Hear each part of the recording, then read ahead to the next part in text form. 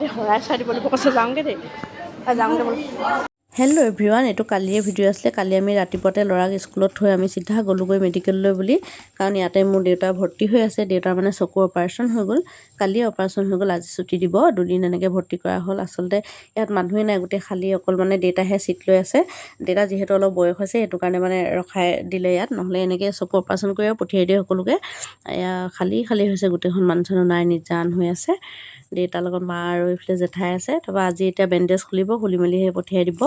তাৰপিছত আমি দেউতাক চাই হ'ল, আৰু এঠাইত পেচেণ্ট চাব আছে, তাকে বোলো নামি যাওঁ, চাই আহোঁগৈ। মই অহাই নাছিলোঁ, সেইকাৰণে বোলো একেবাৰতে আহিছোঁ যেতিয়া দুইফালে মই চাই যাওঁ, নহ'লে মোৰ দিগদাৰ হ'ল আৰু স্কুলৰ পৰা আনিব লগা হৈ যায়, এইফালে দেৰি হৈ যায়। এইফালে আমি আহি পালোঁহি গাইনী ৱাৰ্ড।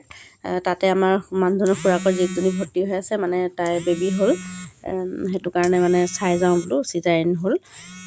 তাইকো 3 দিনৰ পৰা এনেকৈ ভৰ্তি কৰিয়ে ৰাখিছিলে। যাওঁগৈ দেই, হৰাই চাই দিব লাগিব কৈছে যাওঁগৈ দেই যাওঁগৈ বোলো।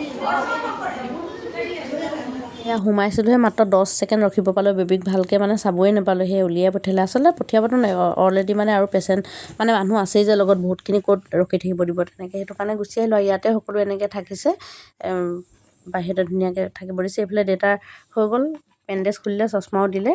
তেন্তে আজিলৈ আহিছোঁ, বাই।